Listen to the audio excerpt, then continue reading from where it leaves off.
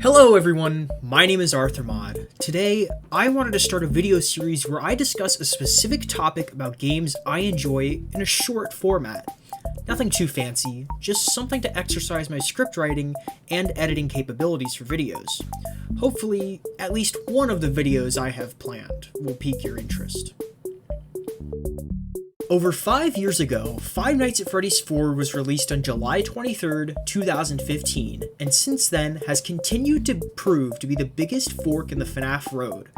No one knew it at the time, but we would all soon realize that FNaF 4 marked a huge shift in the way Freddy's stories are told, for better or for worse. Today, I'm going to explain why and how that exactly came to be. To do this, we have to jump all the way back to April of 2015, where the first hints at a new game began. On the 22nd of April, an image of Freddy's famous hat lying in spotlight disappeared, and this came to many people's surprise.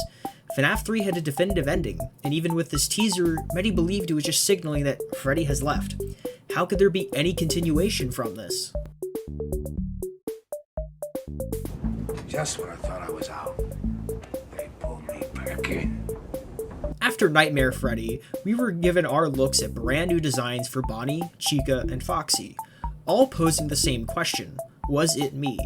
It was quickly deduced that this was referencing the Bite of 87, as the number 87 was strewed across the source code of the site, as well as appearing in Foxy's eye for his teaser. To cap this off, we were shown a glimpse of Nightmare Fredbear, who also continued to pose the "was it me" question. Plushtrap followed, confirming for us that this game would be taking place in a house.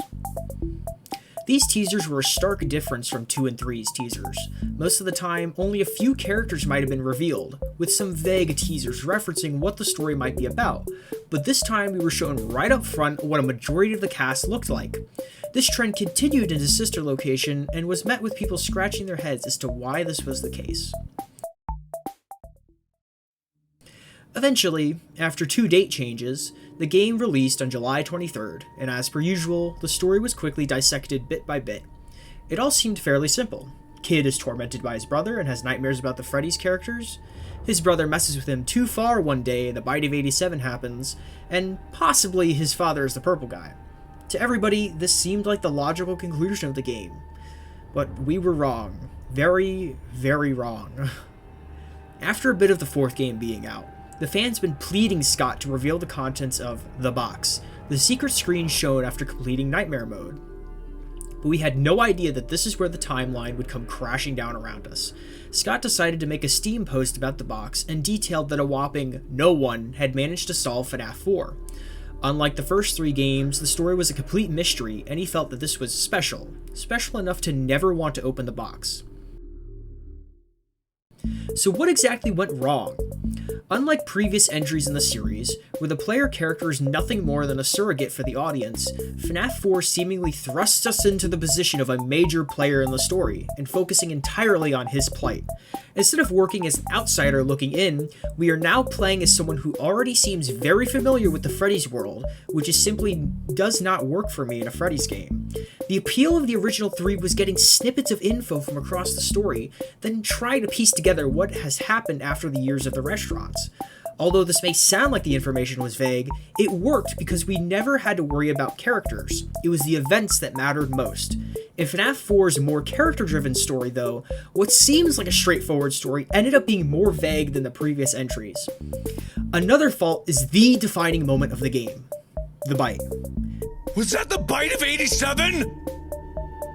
The Bite of 87 was spoken about in the first game in the series, hinted at in the second game, then teased in the FNaF 4 teasers, but for some reason when we finally see it happen, it's not even 1987. It's 1983? This is, without sugarcoating it, blatant poor storytelling. The implementation of 2 separate incidents that are seemingly the exact same thing, but teasing that they could be the same thing, makes for a muddled mess, and became the first point of contention back when theorizing about 4 began. This trend sadly did not die, and was arguably made worse when Sister Location Custom Night was released, depicting Michael Afton turning purple due to Ennard. The fact that this was even a thought in Scott's mind to come up with a metaphorical purple guy and now a real purple guy is absurd, let alone making it real. The sixth Freddy was even planned to be made to clarify that they are separate, but thankfully, MatPat swooped in and cleared it up, forcing Scott to come clean about it all. This, again, brings us to another issue that started with 4, and that is Scott constantly making a new entry in order to explain the previous entry. This has never worked, ever, nor will it ever work in the future. He attempted to explain some bits of 4 with FNAF World, with the strange bits of dialogue in the opening and ending, hinting at what 4 really meant. Because of World's backlash, I believe this was never fully realized, so we retreated to Sister Location's attempt at explaining 4, which only blew the story open even more and left us on a huge cliffhanger. The logbook soon followed, and with that came more confusing information attempted to explain 4, this time possibly linking Michael back to the Mike we play as in FNAF 1. A year later, the story was tied up with Pizzeria Simulator, a forced release after the ending of Sister Location Custom Night.